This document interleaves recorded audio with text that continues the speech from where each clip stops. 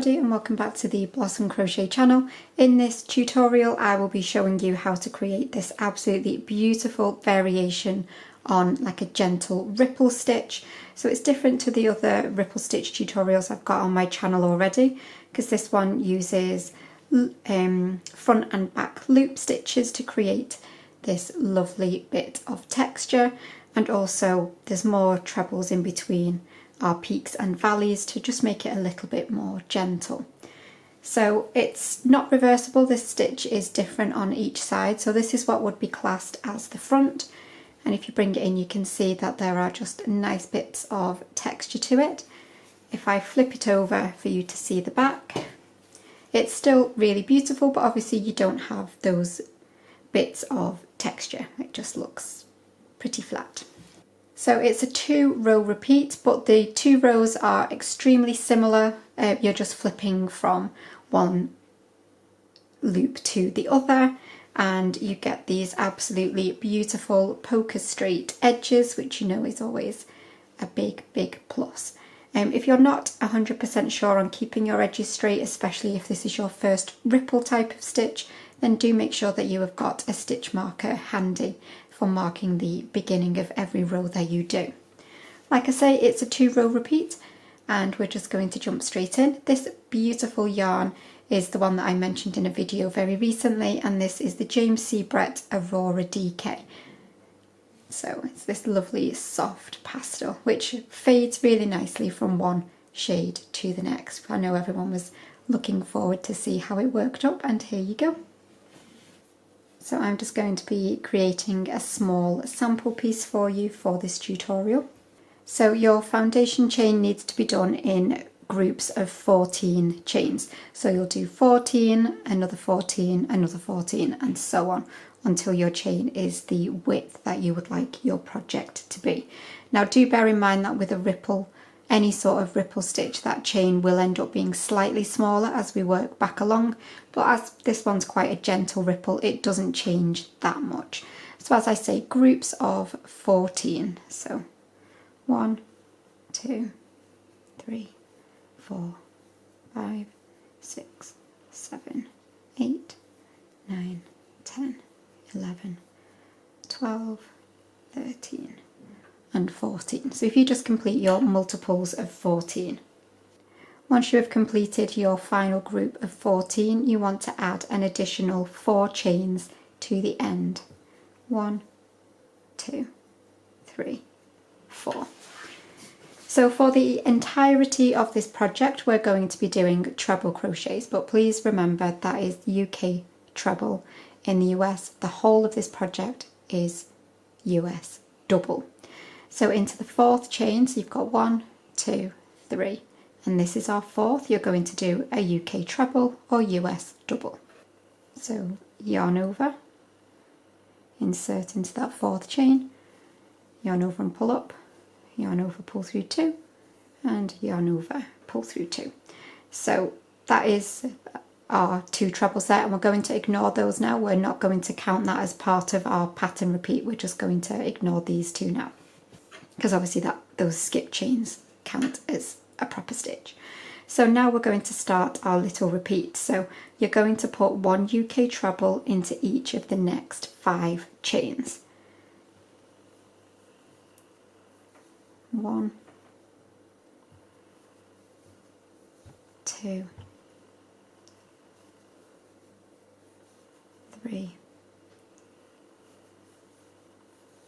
4, and 5. So you're always going to have 5 stitches in between your valleys and your peaks. So we're going to create our first valley or our first dip, and we're going to be working across the next 3 chains. So you're going to do a treble crochet 3 together. So like I said, we're going to work into each of these next 3 chains. So you'll yarn over, insert into your next chain, yarn over, pull up, and yarn over, pull through 2, and then you'll stop and you'll yarn over again. You'll go into the next chain, yarn over and pull up, yarn over, pull through 2, and stop, and then yarn over, insert into that third chain, yarn over and pull up, yarn over, pull through 2, and then you'll have 4 chains left on your hook, or 4 loops, sorry, and then you'll yarn over and pull through all of those loops. And then we're going to work up towards a peak, so you're going to do 1 treble into the next 5 chains again. So 1, 2,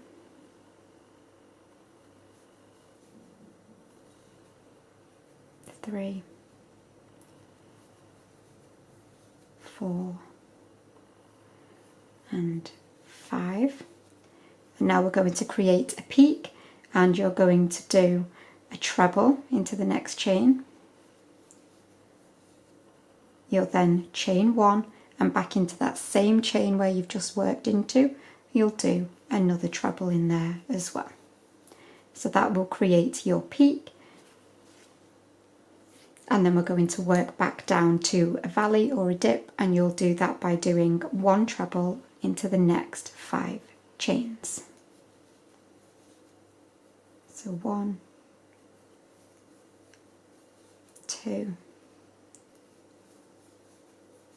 3, 4, and 5. And then again we're going to create our dip. So I'll show you how to create the dip one more time, because I think that's a little bit more tricky than the peak. So you'll treble crochet 3 together again. So yarn over, insert into the next chain, yarn over and pull up, yarn over, pull through 2, yarn over, insert into the next chain, yarn over and pull up, yarn over, pull through 2, and one more time, yarn over and insert, yarn over and pull up, yarn over, pull through 2, and then yarn over, pull through all 4 of those loops. And then again you will work your next 5 trebles into the chains up to your peak, where you will do treble, chain 1, treble in the same stitch, and then you'll work back down.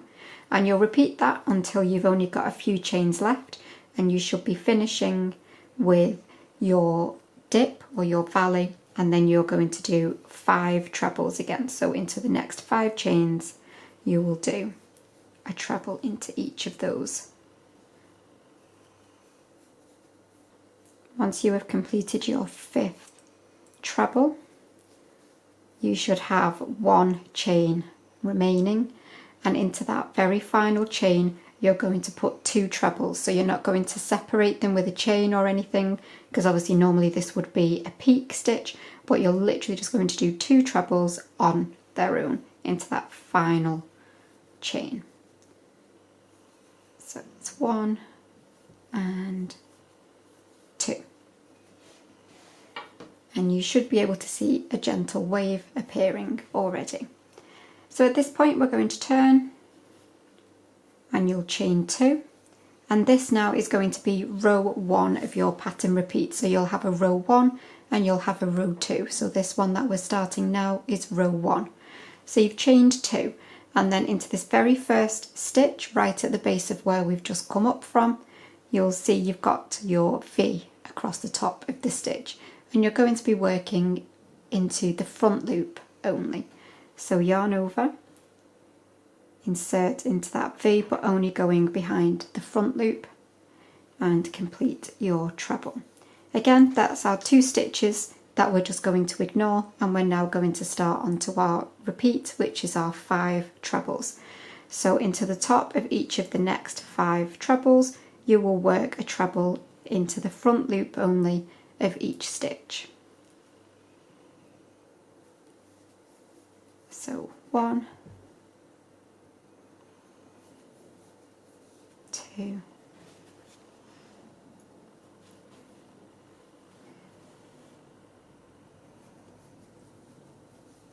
3,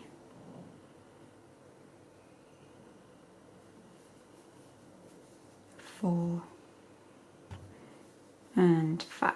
And again, they've been worked all in just the front loop. And then in the same process as before, we're at a dip. So we've done our 5 trebles to work down, and you're going to treble crochet 3 together over the top of the next 3 stitches. And again, always working front loop. So that's 1, 2, and 3. You should be very used to doing your treble crochet 3 together by now. And then again, you're going to work 1 treble into the next 5 stitches, always in the front loop.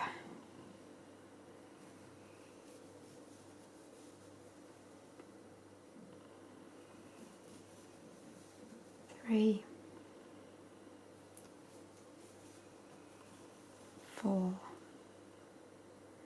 and 5. And once you've completed your 5th one, you should be at a chain 1 space for your peak. So into that chain 1 space, you're going to work a treble. So you're not going into a stitch, you're going straight into the chain 1 space. You will do treble, chain 1, and treble back in that same space. And then you're going to work your 5 stitches. So 1, 2, 3, 4, 5 with your treble into the front loop of each of the next 5 stitches. And 5, and then again you will do your treble crochet 3 together, and you will continue that all the way along until you get towards the end, and I will meet you as you create your last dip or your last valley, whatever you prefer to call them.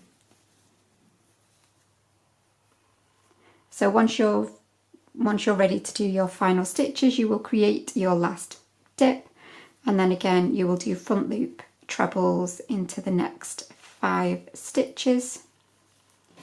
And once you have completed your 5th stitch, you have just got that very last stitch to work into, and you will always start and end your rows with 2 trebles next to each other. So into that very final stitch, like I say, make sure you use stitch markers if you're not 100% on finishing your rows. It will just help keep them nice and straight. So that is row 1 of your repeat, and this next row now is row 2. So you'll turn and you'll chain 2. And as you can see, you're starting to build that little bit of texture with that rib that will run along the front of every row. So you've chained 2 and you're going to work straight into the base of that first stitch, and this time we're going to be working back loop only. So you can see when we turn we've got our V's again, and this time you just want the back loop instead of the front. So straight into the back loop of that first stitch you will do a treble.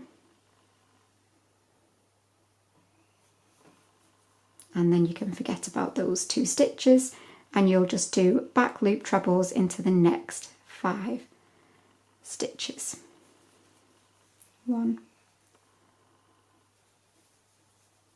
2, 3, 4, and 5. Sorry if you can hear the dog snoring. Okay, so you can see we're at a valley again, and exactly the same principle. You'll treble crochet 3 together over the next 3 stitches, just using the back loops. So the only thing really that you're definitely going to need to remember is switching from front loop to back loop every row. And then again, 1 back loop treble into the next 5 stitches.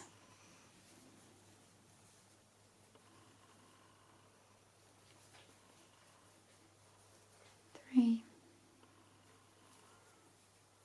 4, 5, and then again you should be at your chain 1 space where you will do your treble into the chain 1 space, chain 1, and then treble back in that same space, and then you're going to work back down once more. So I will meet you as you get towards the end on your back loop row. So I have completed my final dip and my final 5 stitches, and then again I've just got 1 stitch left to work into where I will be doing my 2 trebles together, right next where I'll be doing my 2 trebles right next to each other in that final stitch. So as long as you're using stitch markers, if you're not too confident, and you're remembering to swap between your front loop and your back loop each time and count your 5 in between each dip and each peak, you should be able to whiz along with this quite easily. So you will repeat now row 1 and then you'll switch back to row 2, and you will just keep repeating those over and over again until you've built up a project that will start to look like this. Now this is a great width for a scarf, this one, and for this one size I did 3 groups of 14 plus 4, just in case anyone wanted to know, and it is about 7, maybe 8 inches wide-ish. But it's a really nice width for a chunky scarf. But this for a blanket or a baby blanket would be absolutely stunning. So I really do hope that you've enjoyed this tutorial. If you have, please do like it and leave me a comment to let me know what you think. Subscribe to the channel as well so that you never miss a video. But I will see you for another tutorial really, really soon. But thanks as always for watching, and bye for now.